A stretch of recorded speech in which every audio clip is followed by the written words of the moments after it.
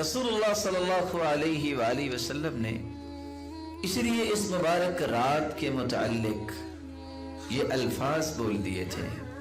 اس رات سے جو محروم کر دیا گیا وہ بہت بڑی خیر سے محروم ہو گیا۔ کتنی بڑی بات کہہ دی آپ صلی اللہ علیہ وسلم نے کہ اس رات کی خیر سے وہی شخص اپنے آپ کو دور رکھتا ہے جو واقعتاً رب کی رحمت سے محروم ہوتا ہے۔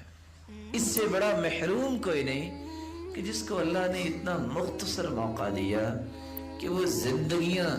عبادت اور ریاضت میں لگانے والوں کو اتنا مقام نہیں ملتا جتنا اللہ تعالیٰ ایک رات عبادت کرنے والوں کو اتنا مقام عطا کر دیتے ہیں۔ رسول اللہ صلی اللہ علیہ وآلہ وسلم کا فرمان ہے کہ اس رات میں اللہ تعالیٰ کی رحمت کا نزول تو ہوتا ہے، کتنے فرشتے جو ہیں